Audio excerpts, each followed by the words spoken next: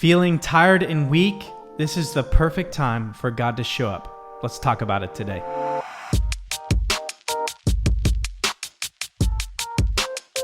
Hey guys, Pastor Blake here. Hope you are doing well. We are going to jump into another devotional and just wanted to let you know that we know that this is extending longer, and I think we are all growing a little weary. And I just want to encourage you that we are going to stick with you through this. So our plan is to continue to bring content to you guys to encourage you and to help you. And so would you help us by sending in any topics or ideas or things that you'd like us to talk about on here? We just want to be an encouragement to you to help you through this, to start your day off right, and to really walk into the season well. So today, I would really love to share with you out of 2 Corinthians chapter 12. And Paul is writing to this Corinthian church again, and some people are kind of having issues with Paul as an apostle, and partially because some of the hardships that he has faced and all of that. And so we're going to take a look specifically starting in verse 8 and moving down there. But let me read the passage to us, and then we're going to jump right in. So Paul is talking about these visions that he had and how he has seen some incredible things and God do these incredible moments, but then he balances that with this thorn in the flesh that God has given him and this kind of thing that is kind of bringing weakness into his life. And starting in verse 8, he talks about that thorn of the flesh. He says, 3 times I have pleaded with the Lord to take it away from me. But he said to me, this being God or Jesus, my grace is sufficient for you, for my power is made perfect in weakness.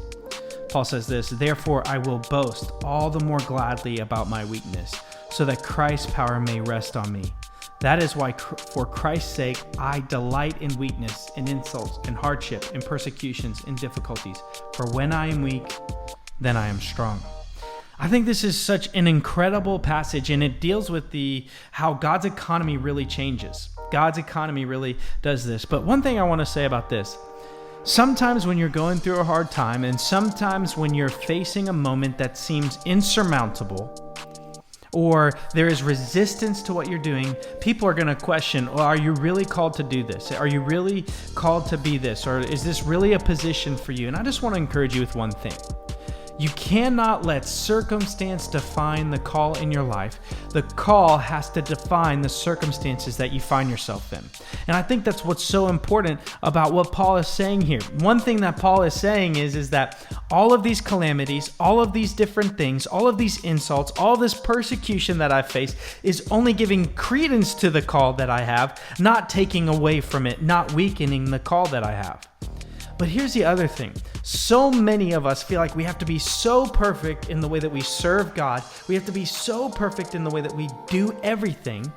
And the reality is that you don't. In fact, the strength of the Lord and what God is doing is shown more in our weaknesses. When we are weak and when we can't do it on our own, then God is shown strong. And let me just ask you, some of you have been asked to face impossible situations. I know that right now, some of you are stay-at-home moms, and now some of you are stay-at-home dads, and you have become the teacher for your kids. And you're thinking, I don't know how to do this. I can't do this. What am I going to do? God, please take this away. Instead of saying, God, please take this away, or I can't do this, we say, I can do this in God's strength, for in my weakness, God is shown strong. And God will get you through this moment, and He will get the glory for it because it's not your strength. That when we are able to do these incredible things in our weakest moments, it's not something for you and I to boast in. It's for us to say, look at what God did even when I couldn't do it.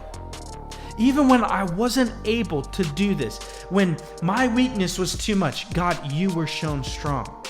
And listen to what he says there in verse 9. My grace is sufficient for you, for my power is made perfect in weakness. Doesn't mean that God becomes more powerful when we're weak. What it means is the perfection and completion of God's power is shown in our lives when we are weak, when we are in these moments of lack, that you and I lack something in our ability or our knowledge or something like that. and we are wondering what to do. We can't get it done. God is going to show strong in that. And his grace and his power is shown in that moment. Listen to what this one commentator said. The miracle about this is that the same divine power that accomplishes all that God wills dwells in frail, persecuted, and abased apostle. That what it says is all of this divine power is accomplished in the moments that you and I can't do it. And here's one other thing. We learn from the message given to Paul that God's grace is not just for unmerited favor that saves us, but a force that also sustains us throughout our lives. Here's the reality. You and I, because of sin, couldn't save ourselves. And we definitely know that we were weak in that moment. And we could not and should not look at that and go, man, God's grace was good for that moment, but I got to figure this out on my own now. The reality is that what we know from this is that God's grace, meeting us and giving us things that we don't necessarily deserve, is a sustaining force for us in the rest of our life. So I don't know where you are right now, but there's probably some impossible odds that you're facing. Some quarantine fatigue. There's maybe loneliness that you are facing. There is a lack of understanding of what you're supposed to do, that you can't be a teacher in this moment, or you're not enough in this one thing. Man, this is such a time for God to show off.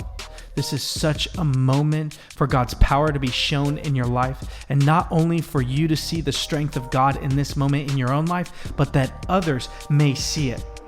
See, what we understand is this, that Paul's weakness became the vehicle by which God's grace and Christ's power is most fully manifested in himself and to others.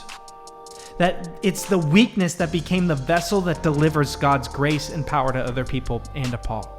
So maybe for now, and that's why Paul says, so I'm going to gladly boast in my weakness. I'm really okay with it.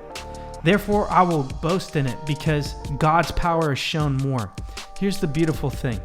When we're weak, God shows up. And when we're weak, his power is a testimony through our lives. That our weakness becomes this delivery system of the power and the grace of God. And so let me encourage you with this. When you're weak, God can use you. When you're weak and you can't figure it out, God's power shows up. And I don't know about you, but you're probably feeling like maybe a little bit like you don't know what to do right now. You feel really helpless. Many of us feel weak in our own lives.